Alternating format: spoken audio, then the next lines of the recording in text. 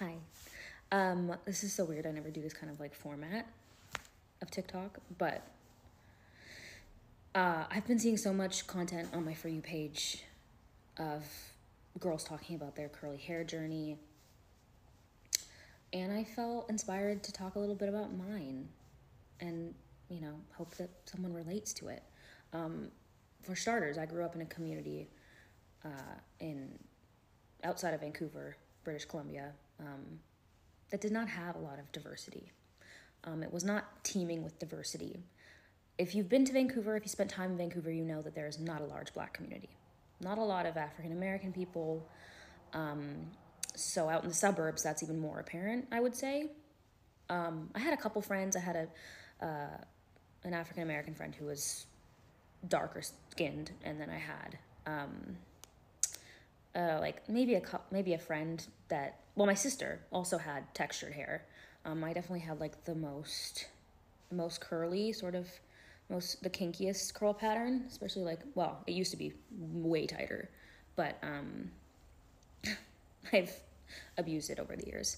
But yeah, there just wasn't a lot of like that biracial look happening.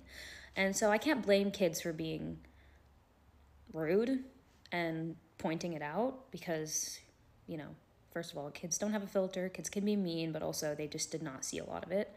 And so I just remember fourth grade. Prior to that, I didn't even think about my hair. Like, that's not something I thought about when I was little. It all started when a kid came up to me and said, your hair looks weird. You shouldn't wear it like that. And it was in a really, really cute high pony with all the curls just like piling out. And obviously that was very hurtful. And so it just continued over the years. A kid in the fifth grade told me it looked like I put my finger in a light socket. Like, that is not something you forget. And then it just got worse when I got into high school and like the older elementary grades. I would wear my hair straight, and the praise I would receive, the love I would receive. People just paying more attention to me, telling me, you look so pretty, you look so much prettier with straight hair. What the fuck? And my personal favorite, you look like a different person. Wow. That obviously messed with my head. And then I just started to wear my hair straight all the time, as much as I could. Straighten the shit out of it. Wear it straight as long as I could. Preserve it as long as I could. Don't sweat. Don't wash your hair, which is kind of gross. But I would just, like, as long as I could possibly extend that blowout, I would. Because I did not want to be seen with curly hair because people were mean. And it really stuck with me. And then flash forward to being an actress, somewhat young. I think I got my first lead in a series when I was 16. I got to wear my hair curly on that show, which was great. At that point, it was definitely damaged, so I would have so much anxiety about like, I remember I had this scene where I was going on a date and they were gonna actually like do my hair and makeup different. And I remember being like, can I have my hair straight for this? I was desperate. And they said no. So instead they took my curls and they did took a small curling rod to all of them to perfect them. And yeah, just so much of that. And then moving forward on projects where I had to have my hair straight, I just was like, on one hand, I was comfortable because I felt the prettiest with my hair straight. But on the other hand, it was getting like wrecked, just breakage, split ends, so dry, just like honestly looked like hay when it was straight.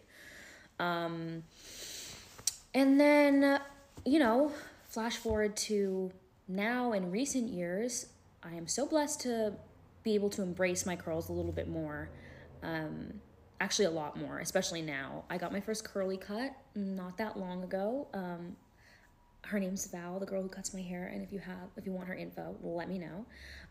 But as you can see, actually this is slept on. It was much better last night when it was fresh, because I forgot to put it in a bonnet last night. So it did get kind of like, scraggly. But there's so much improvement from and I did not think this was possible for me. So this is to tell you, like, if you think that you are a lost cause with the curls, you're not. Because if you look at past videos of mine, even past TikToks, you look at my curl pattern and it was just scraggly, like not quite a curl, right?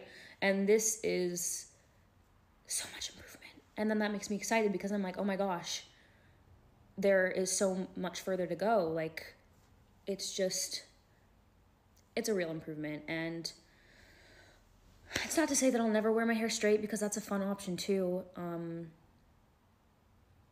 But I am just, this is a video basically to just encourage you to embrace your curls.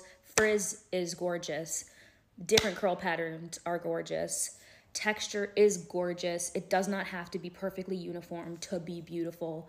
Like, I'm sorry, this is just so cute. I love it. I feel like my little self when I was like 3 and my curls were just so tight. I hope to get back to that like level of curl one day. But yeah, I am just sending love to everyone who's on their curly hair journey and letting you know that I know kids were mean. Kids were fucking mean.